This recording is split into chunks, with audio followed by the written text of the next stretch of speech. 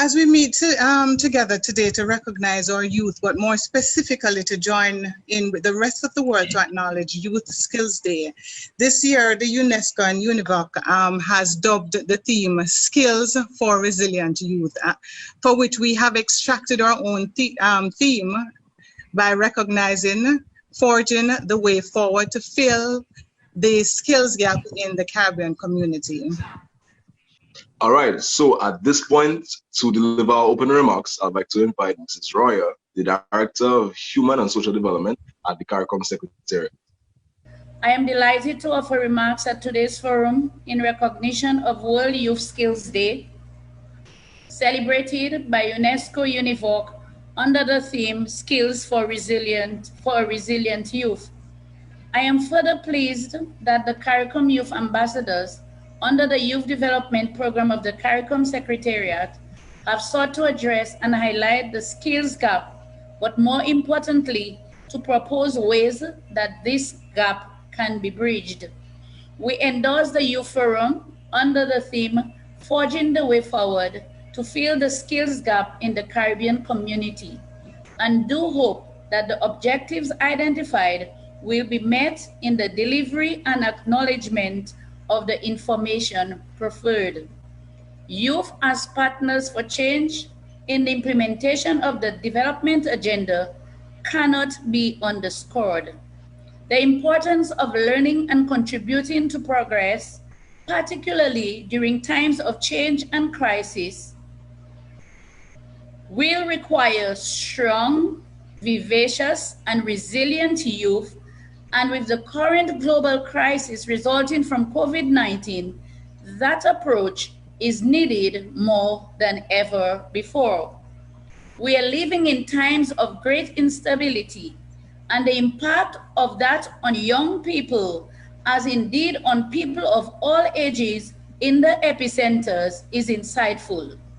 The challenge of creating enough jobs and opportunities for the large global population entering the labor market is one of the major challenges our world faces, among others. The Caribbean Development Bank, in its 2015 report, articulates that Caribbean youth have long experienced the challenge of achieving decent work, reflective in the youth unemployment rate of approximately 25% in the region, with young women and men being 2 to 3 times more likely to be unemployed than adults.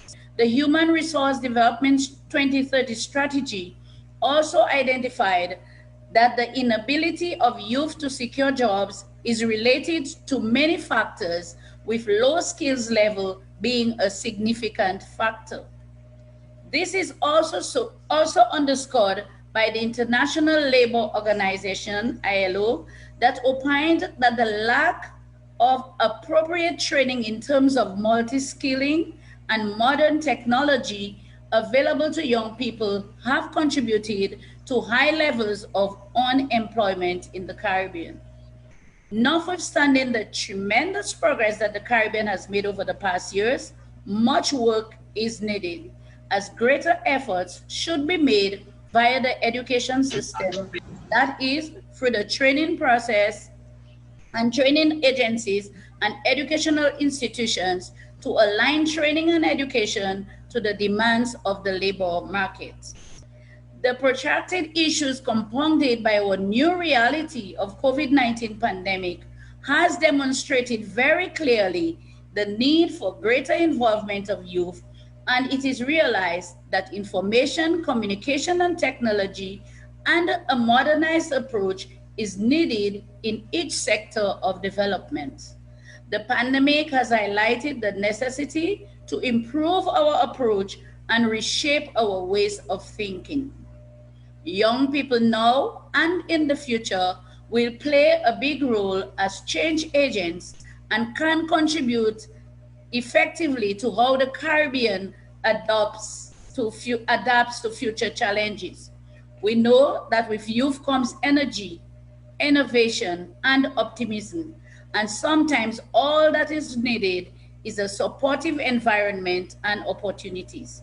Our young people are our future leaders of the region, and it is through their instrumentality and skills that the region will leap to meet the demands of the century. Therefore, their development and employability should be our top priority, and it is for this reason the CARICOM Secretariat has placed focus on the implementation of the HRD 2030 strategy, which identifies 4 strategic priorities for education and training, namely access, equity, quality, and relevance, which aims to address the significant inefficiencies and wastage in education and training systems throughout the community. We commend you on your willingness to serve and wish that your collaborative efforts will result in positive outcomes and contribute to a more resilient population. The CARICOM Secretariat looks forward to working together with you, the CYAs, as we forge the way forward to fill the skills gap in the CARICOM community. I thank you. Thank you, Mrs. Roya.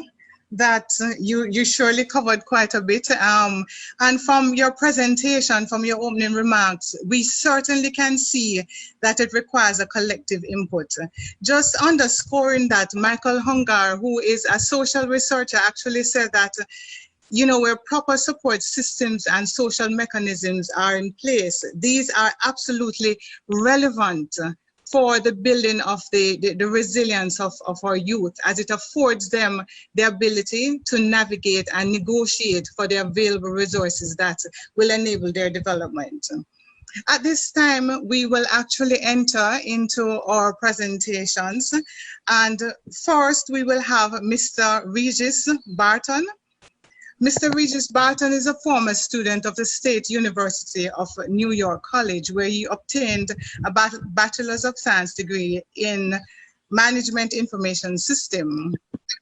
While he was at college, he was the president of the Student Government Association and was incorporated into the National Residence Hall Honorary, the Charles Algreen Leadership Academy, and the Harvard Business Summer School Venture Management Program.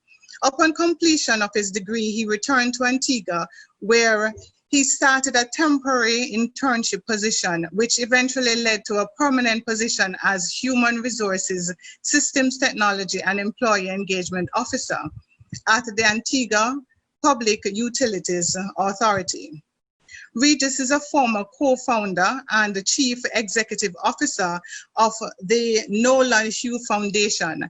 And the Nolan Hugh Foundation is a social enterprise which focuses on the professional development of youth.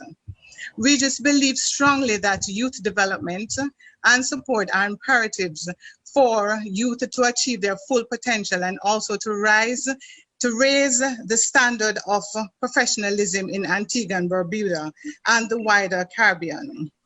He believes that raising the standard of professionalism will ultimately improve the productivity level in the country, and it will increase generally. He hopes to play a part in introducing and improving professionalism in cultural norms through the Caribbean and beyond. He is actually selected as an international ambassador for One Young World Foundation and recognized for his outstanding community work and positive role model, which leads to his receipt of the Queen's Young Leadership Award in 2016. I hand over to Regis. So I want to say a special thank you very much for giving me this opportunity. My name is Regis Burton. A special thank you to the members of CARICOM, but specifically to the organizers, the members of the CARICOM Youth Ambassador course. Before we start, I would definitely like to wish each and everyone a happy World Youth Day. It is our day, and we should celebrate and should enjoy it. Today, I was asked to come and give a short presentation, brief, so I won't take much of your time, on the topic Forging the Way Forward, but specifically bridging the skills gaps for young people, for youth within the workplace. Before we get started, I just want to say thank you for your time today and welcome to our presentation. Lady Michelle would have mentioned a few of these things that you see before you, and many of these are just my brand. So you would see where I work, you would see the One Young World, you would see the fact that I once played cricket. And if I can take you on the journey from cricket, I once went to the World Cup in 2010, representing the United States of America. And after that, many would say, why didn't I continue playing cricket? I took the journey of accepting a more professional lifestyle rather than a professional athletic lifestyle. From there, it brought me to the development of my own foundation. And like you would have heard, our focus is to create opportunities for young people. I found that within the Caribbean, we lacked opportunities, and it wasn't a case where the talent was lacking. It was just those areas to improve and to develop ourselves. What you would have seen is an initiative hosted by the Nolan Hugh Foundation that we designed it in a way to expose young people to things that are not commonly taught in school. I know we found that within our educational system, we're just all put in a bracket, and we're not looked at we're not given the opportunities to focus on things such as our creativity, our public speaking skills, our financial management and literacy. So, those are just some of the many things that the Nolan Hugh Foundation provides. The foundation hosts a youth empowerment retreat every year for the past 4 years. And ironically, this weekend would have been our 5th installment of the retreat. But due to COVID, we had to reevaluate and make what's the best decision for the organization. So we won't be having it this year. But it's an organization that's open to do what my topic for today is. It's to bridge those skills gaps, not only within Antigua, but throughout the Caribbean. A question I had is, does anyone think that it's challenging to find employment?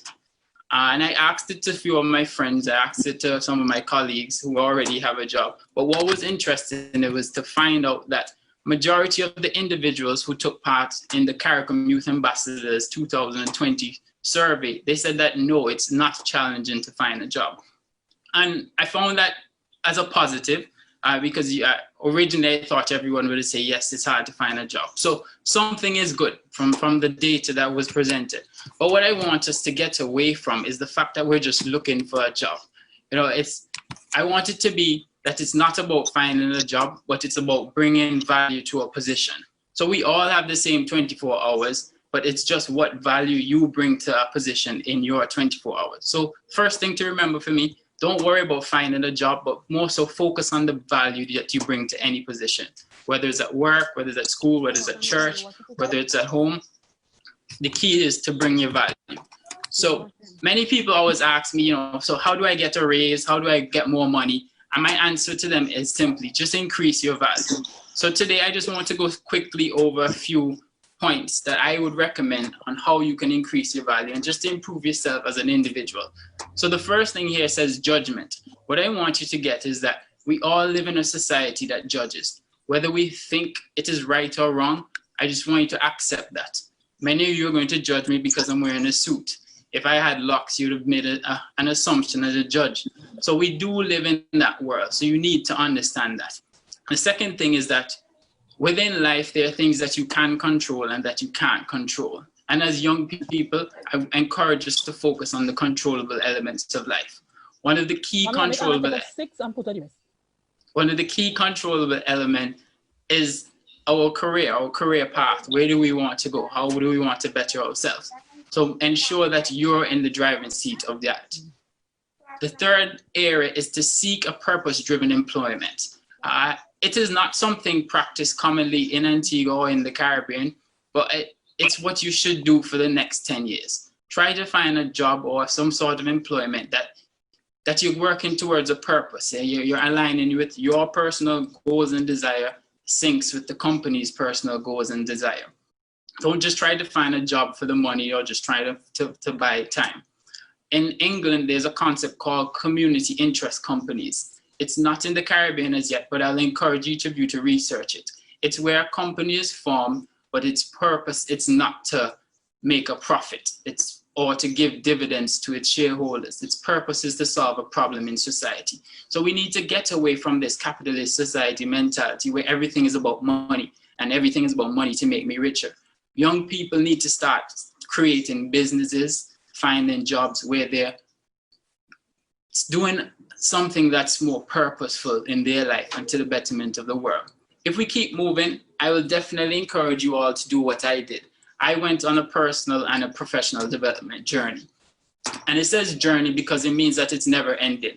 There's no end to what we're working towards. Every day you wake up, you're aiming to make yourself better by learning something new, reading something, listening to a podcast, and just get on the journey where development is a key thing. In this day of information and technology, as young people going into workforce, what makes us stand out is our ability to communicate. But what we tend to forget is that our non-verbals are the one that speaks louder than our verbals. So be mindful of your verbals, non-verbals, and most importantly in this day and age, your technical skills.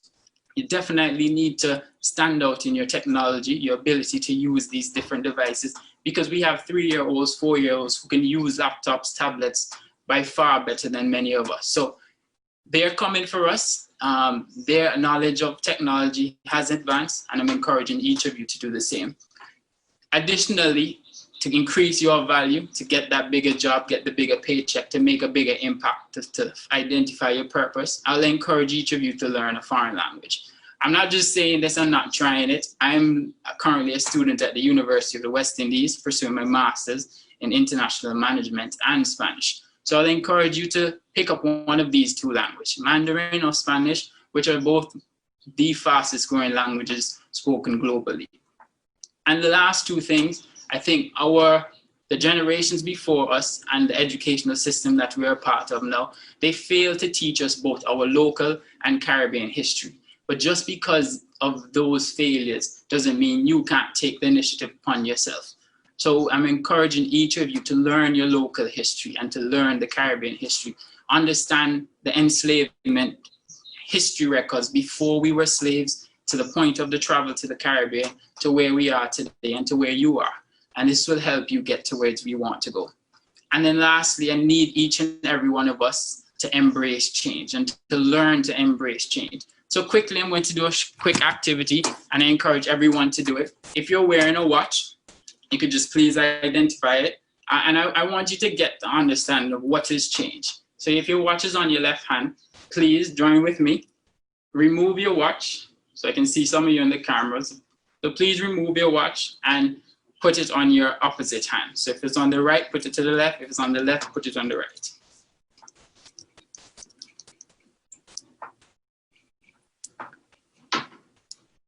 Can I ask anyone who has done it to tell me how does it feel?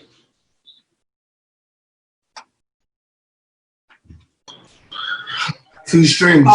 Strange. Anyone else? One word answers are fine. Odd. For me, it doesn't feel any type of way because I interchange my watch quite often. Some days I wear it on the left and some days I wear it on the right. So great. So we have 3 different perspectives and perceptions, and this is what I think changes. Change is going from the norm to going to a new state where at first it may be uncomfortable, it may feel strange to you, but whereas for others it may seem as a regular. So as young people, we're very much on this word change, becoming change makers, but we really need to understand what is change and how do people perceive and receive change. So as young leaders, be mindful that change is not going to be something that we're accustomed to. Change is not going to be always light. But what happens over time, you do get accustomed to it, and then it's time to go back to the new norm. I think one of the key skills that is needed in this post-COVID new era, new world, however you want to phrase it, is that we as leaders and as young people, we need to understand what is emotional intelligence. And here you would see emotional intelligence, or short an EI, is the ability to understand and manage your own emotions and those of the people around you. People with high degree of emotional intelligence know what they're feeling, what their emotions mean, and how these emotions can affect others. It is not being taught in school. It is not being exposed to in the working world. But I'm encouraging you to take it upon yourself and to dig deep into the concept of emotional intelligence. But why? Because it increases your leadership ability. It increases the team performance. It improves your decision making. It decreases your stress. It reduces your staff turnover. and increase personal well-being. If you know about yourself well enough, then you're able to understand and to apply it in different stages. Ironically, we all communicate differently, and if we were to all have a color to be assigned to how we communicate, for example, I could be a red and Miss Lady Michelle could be a yellow. When I'm speaking to Michelle, it doesn't mean that I should be speaking from a red point of view, but I need to be speaking from a yellow point of view because that's what she understands. But unless I understand my own emotions, my own style, my own leadership, unless I understand myself, I won't be able to understand someone and to be able to understand the situation at hand. Additionally, I want to give you some tips to bridge the skills gap. For me, value your time and you need to know your worth. You know, so we all, I mentioned it earlier, we all have the same 24 hours, but you need to know what your 24 hours means to you and how you're going to spend it. Set goals and aim high. Question to anyone is, do you want to be a good-looking old person? You know, I surely do, but I realize that for that to be possible, I have to start a healthy lifestyle today. So I'll encourage each of you to do that. Break habits and routines. As young people, we're basically developing ourselves into our own habits and our own routines. What I'll encourage you to do is to tomorrow or from tonight, brush your teeth with a different hand, sleep on a different side of the bed, come off of the bed from a different side. Break these daily habits that we currently do. And what it shows you that is, if you can break these small ones, you're able to do bigger things. So I started from the watch to the toothpaste to going years without eating meat and just basically evolving and developing myself. But all of this came with the fact that I took risks. So I encourage you all to do the same. And don't be afraid to make mistakes because that's how we learn. We're going to learn from mistakes. We need to be put into the scenarios and while we're young, learn what to do and what not to do. Two key things I really want everyone to get today is that we really need to end this age war. There's no young person versus old people. We need each and everyone to make that next step. As young people, yes, we may know how to do things faster, efficient, creatively, but the older individuals do have some experience that we don't, and nothing really beats experience. So we definitely need to bridge that gap also. The second one we need to end today is this gender war, where we're fighting against men versus female. Everything is about a balance from my perspective, and I hope that when you are a leader within any organization, you really try your very best to strike that balance, because men can't do without women and women can't do without men. We're all in this together. What got me to where I am is I started my career as an intern, and I found that internships are something lacking throughout the Caribbean. So if it's an advice I could give to CARICOM, it would be to increase the opportunity, the internship opportunities that are available for people. So many things that I have done so far started through the internship. Like I mentioned, I'm currently at the University of the West Indies, and I'm also an intern at our local medical cannabis authority. It gives me the opportunity to gain experience because it's not always about the money in the short term. But so I'll encourage each of you to do the same. Take a risk and apply to any organization that you're interested in and ask them if I can intern today. I did it. I did it here at my current company. I did it at the authority. And I also did it with our Governor General of Antigua and Barbuda by simply approaching him, writing formally to him and asking, how can I, as a Queen Young leader, help him as the Governor General of Antigua and Barbuda? And today we have a really good professional and personal relationship. So take the chance. As we wrap up, I encourage you not to make this mistake. As Caribbean people who were once enslaved, we must learn to celebrate our success and those of others. So if you look close at the picture, you kind of see what they coined the crab in the bucket mentality. And it's continuing as the generation goes on. So today, on World Youth Day, we need to really make a commitment that we're going to break away from this mindset. As easy as it is, it's not easy to see someone else do better and to celebrate it. But I'm encouraging each of you as world leaders, as change agents, that you should start celebrating not only your success, but the success of those around you. Lastly, especially going into the professional world, your attitude is all that matters. So yes, I can come and tell you it's good to learn Excel. There's softwares like Trello, getting coding degrees and all of that key technical things that are needed. But if you don't have a good attitude as a young person or anyone, it's going to affect you negative. What I found is that manners can actually get you a job. If you just approach every situation with good manners, the old school style, what our grandparents were trying to tell us, it still works and is applicable today. Your resume is going to be one of your most important tools as a young professional developing yourself. I'm sure many of you have been part of resume writing. I have tons of notes on that. You can always ask me. But the newest thing that I will share, and it's my tip to you, is to add a barcode onto your resume. You can basically create a barcode that can link an individual to your personal website or link them to your Facebook page or your LinkedIn page. So that's what I've done recently. I've put a barcode onto my resume, and it allows the readers to get more information about me, more than just the one page that I'm submitting. So it's creative, it's unique, and it's innovative. Networking is essential. As we're all spread across the Caribbean, I'll encourage each of you to host young professional networking events. In Antigua, the Nolan Hugh Foundation started by hosting young professional networking events because we realized that although we're all on this island, we don't know what each other is doing professionally, and we don't have a young professional network growing, which is what the older generations did to get to where they are. So I'm highly, highly encouraging each and every one of you to host young professional networking events. It is definitely needed. In the working world, I encourage you to ask questions, but I also encourage you to question the answers that you get.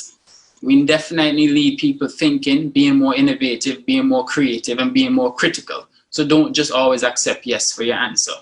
Lastly, remember that work is not personal. And I need you to understand what is money and how to make money work for you.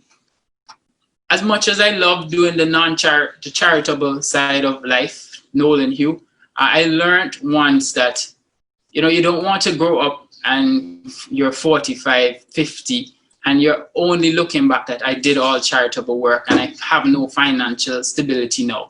So I'm going to urge everyone that although you're doing this charitable work, find a balance where you can make an income for yourself, because unless you have, you can't help anyone. Unless you learn more, you can't give more. And those are just things that I'm telling you from my experience. And lastly, is to be professional and to be a professional. If you're going to go into sports, accept it as a professional lifestyle. If you're going to hairdressing, barbers, massage therapists, become a professional in the industry and offer good customer service. I've been fortunate to travel many places in the Caribbean, and one thing we also have in custom is that we don't have good customer service. So as game changers, world leaders, please, please, please be a professional and offer good customer service. It is surely missing in the Caribbean. But if you're really aiming to be the best in the Caribbean, then you're wasting your time. Aim to be the best in the world who comes from the Caribbean. Ladies and gentlemen, thank you very much for this opportunity. Let me know if you have any questions, and I'm more than happy to help. All right. So I think we can all definitely agree that this was a fantastic presentation by Mr. Burton. Definitely informative. And I think one thing that really stood out to me is in accordance with something that I kind of learned at school, is that it is not the strongest or most intelligent person or individual person, right? At this point, we'll be bringing in Miss Rochelle James. And Rochelle James is a creative human resource strategist who holds a bachelor's degree in public sector management, a master's in economic and social development, and a graduate certificate in peace and conflict studies. Rochelle is a results-oriented human resource consultant, a talent acquisitionist and recruiter, and is also internationally certified in senior professional and human resource. As a driven and accomplished professional, she is focused on providing value-added solutions, a skill she demonstrated while serving as a member of the Industrial Relations Subcommittee of the Labour Market Reform Commission. This is one of many examples of how Rochelle has established herself as a sustainable development aficionado and a global citizen. In 2017, Rochelle was named Jamaica's Youth Ambassador to the United Nations and was later awarded the Prime Minister's Youth Award for Excellence. The book Climate Change Adaptation, authored by Rochelle James, gives a clear picture of her passion for research and her analytical skills. In 2019, she authored a second book entitled The Best Fit, Performance-Based Behavioral and Cognitive Interview Tools. Rochelle has held positions in National Export Strategy at JAMPRO and Rights Awareness Program at the British Council, later expanded into a human resource profession where she worked in companies in Jamaica, Barbados, Trinidad and Tobago, Guyana, the Cayman Islands, and St. Kitts and Nevis. She also runs her own career coaching and team building firm, Rochelle at RochelleJames.org, and serves as the executive director for the charity Youth for Sustainable Development Movement, and is the CEO and founder of the Caribbean Society of Human Resource Professionals, serving 15 Caribbean nations. As a noted conference presenter and keynote speaker, Rochelle has a strong reputation for conducting interactive sessions that take part on a learning journey. At this point, ladies and gentlemen, I would like to introduce once again Ms. Rochelle James. Thank you so much for having me, and I'm hoping that you're having a wonderful day so far. So I'm going to be talking about building your resilience. And as we go through the presentation, I want you to think of just what your purpose is. You might not know it now, but hopefully at the end of the presentation, I'll be able to share with you how you can identify it. So I'm starting off with my name, Rochelle James. You heard it already. And I'd like to put this statement at the beginning of my presentations. I'm here because someone asked me. I'm here because someone asked me. Most times when you're asked to do something, when you're asked to be a part of an event like this, to do a presentation, to speak, to share, initially, the instinct is to say no. You say no first, then you figure it out after, and maybe you'll say yes. So I'm encouraging you that this year, during this time, say yes first and figure it out after. So you might not have all the tools, all the information, all the skills you need to do it, but say yes first. So we have some images here on the screen, and I want you to turn on your microphones if possible and think about the different brands that you see here and what you associate with each brand. And we're going to start off with Pampers. Babies. But we all know that Pampers is just a brand, right? Not all diapers are Pampers. No. But growing up, we thought what? Pampers now. Who knew that not all mouthwash is Listerine? Listerine, right? And you know Q-Tex is a brand for nail polish. Funny, yeah. Pyrex is a brand for a container. So for those of us who had grandmothers that used to serve food in Pyrex dish, it is a brand. Thermos is a brand. So your bottle or your container is that type of container called a thermos. I'm sharing these brands with you because over time, brands that are strong enough, you forget about the product and start associating the product with the brand itself. So whenever you're trying to search for something online, you don't say, I'm going to do some online research. You say, I'm going to Google it. Correct? True. Yeah. So it has now become its own verb. So there's some images of persons here on the screen. And again, I'm going to ask you to turn on your microphones and tell me what your associations are with these different individuals. And we're going to start with the ones at the top of the screen. Anybody can speak. So just say the name based on the photo for the images on the top of the screen and tell me one word that embodies their brand. Michelle Obama, empowerment. Okay, good. Michelle Obama, White House. I like that. Bill Gates, Microsoft. Okay. Bill Gates, poisoning Black people. Michelle Obama. Well, Donald Trump, coronavirus. I like it. All right, so we have Clorox. Clorox. We have 3 other persons at the bottom of the screen. And in this case, I'm going to ask you to tell me 2 things. And I want it to be 2 things that are diametrically opposed, 2 opposite things about each brand there.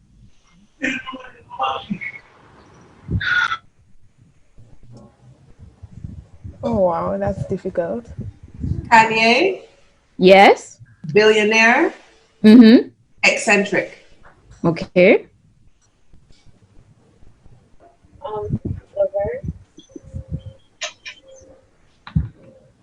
Anybody else wants to give it a try? Rihanna, Mm-hmm. Barbadian, Jamaican. Yes. Anyone for both? Wait. Bolt. Mm-hmm. Fast. Furious.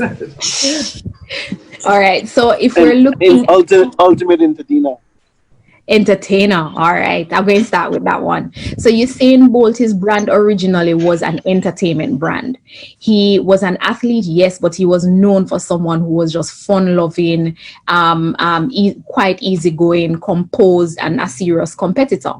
But then later on, as he grew and matured, his brand changed, and his brand changed to Bolt the businessman.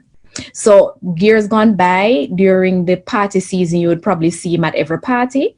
And now he is Bolt the father and Bolt the entrepreneur.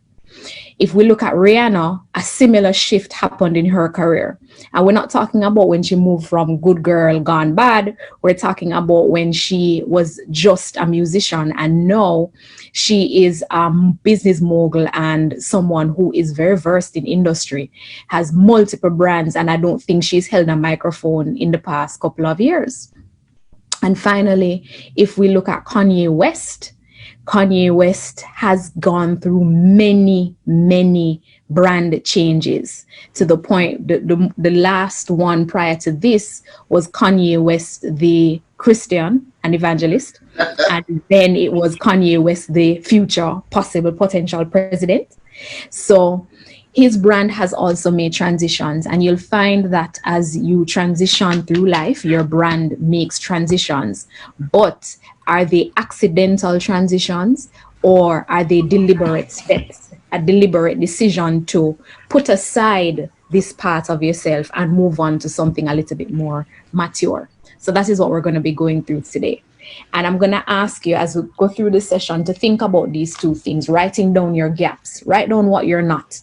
Think about yourself as a person, and write down some of the things you aren't, and also the things you can be. So take a moment to think about that. So if you are not adventurous, you can write it down. I am not adventurous. I'm not a risk taker, but I can be adventurous. I can be a risk taker. Does anyone want to share one of their gaps?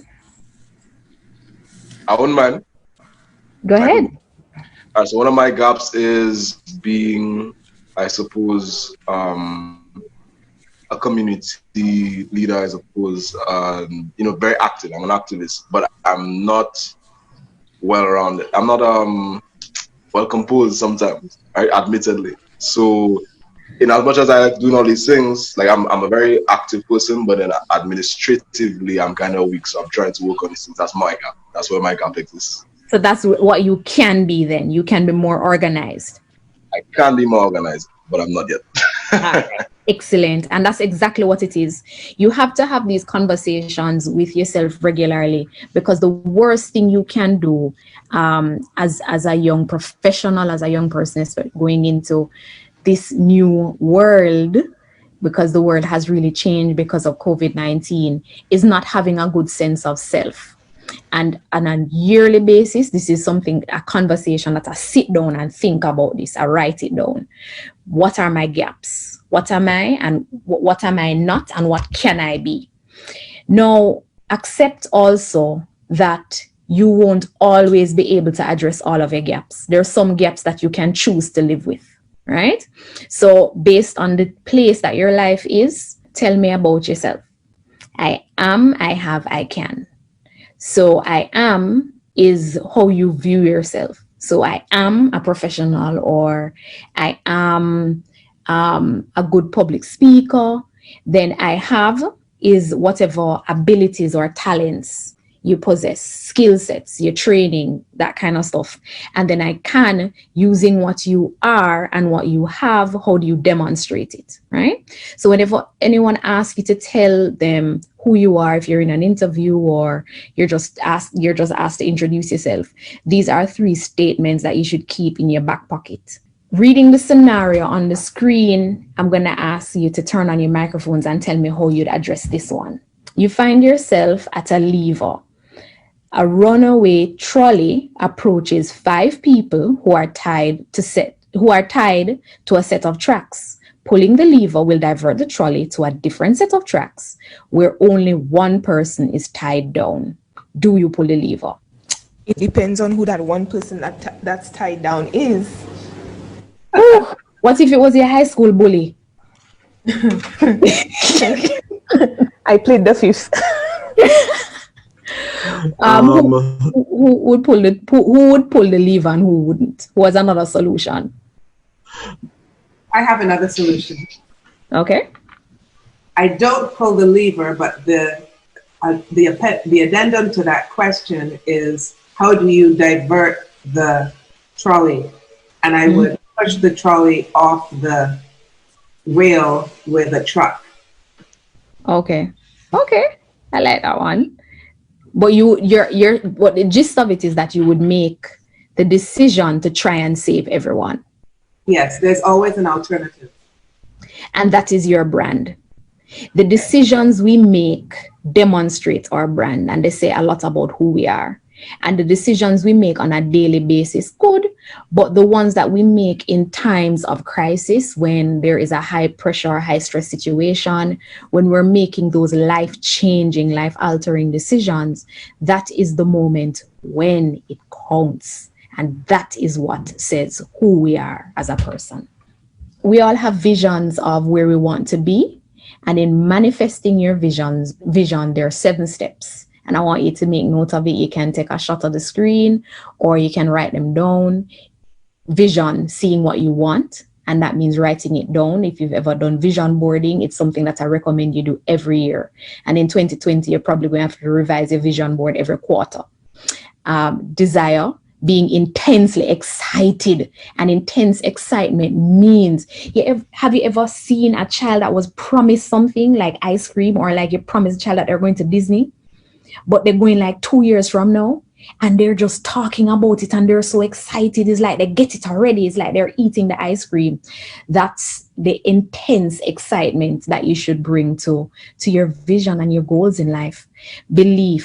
Believing that it is possible, having a vision or a goal, and then at the same time spending all this effort doubting, boy, I really want to work at that place. I really want that job, but I don't think they're going to hire me. And I don't think they want somebody like me. You've just killed it. Acceptance. Accept that you have the ability to. Whatever it is, you don't have it yet. You can get it, but accept that you have that capacity and that ability. Intent, want, and intentions are 2 very different things. You can sit back and want to lose 5 pounds, but wanting to lose 5 pounds does not make you lose 5 pounds. You have to have intention behind your desires. Action, acting and behaving like it's already manifested, right? So if you are trusting for that special mate, you need to start making space in your bed for somebody else to be sleeping next to you. So you are changing your behavior to manifest your vision. And finally, detach from the outcome. So we can try our best, but sometimes the planned outcomes or desired outcomes are not in line. So we have to also accept what the results are despite our best efforts. And my other bit of advice Everybody needs a career coach. No matter what's happening in your life, you need to find a career coach. Actively pursue this. There are 3 things that we all need: a coach, a mentor, and a sponsor. And another picture of both. You can tell that I'm a big Usain fan. Usain's coach was Glenn Mills, and Glenn Mills was not concerned about Usain the person.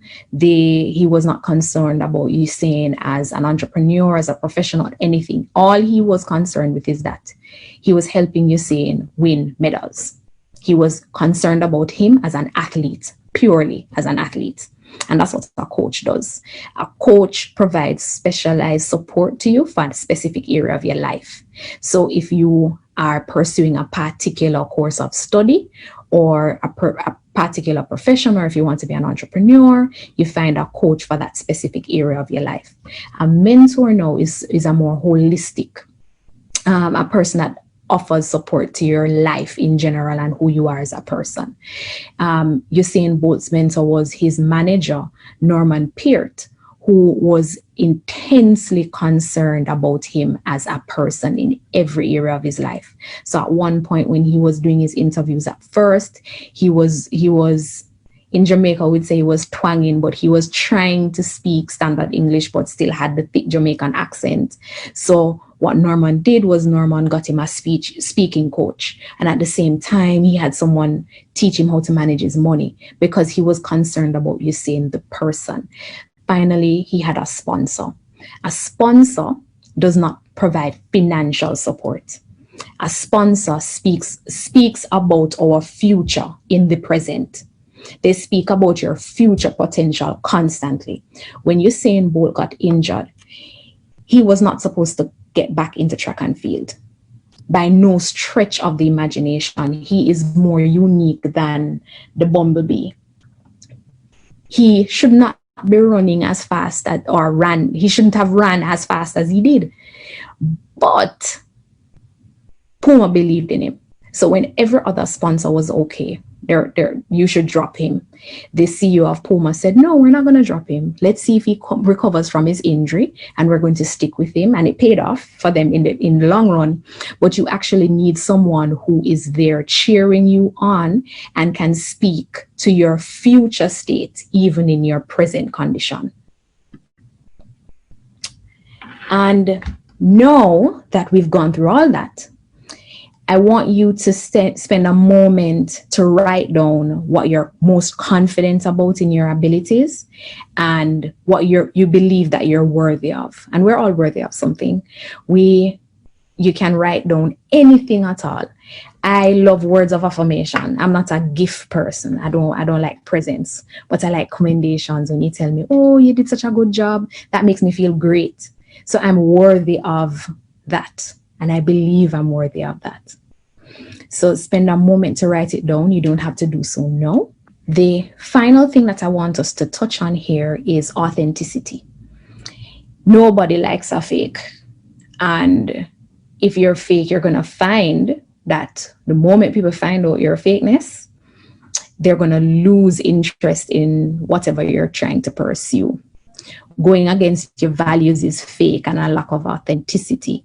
Not meeting your commitments or making a promise, whether it is of your time or to deliver on something specifically.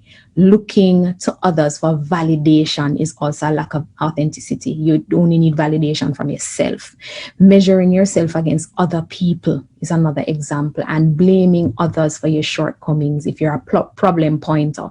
So when anything happens, anything pops up, your first instinct is to say, oh, but it's not my fault, and not accepting responsibility. Those are things that demonstrate a lack of authenticity. But to counter that, you need to focus on above the line behavior, being accountable, taking responsibility, being trustworthy. People should know that you're someone who honors your word and your commitment, and you're balanced and you're fair, you're respectful. All those things that our parents and grandparents used to tell us about being respectful.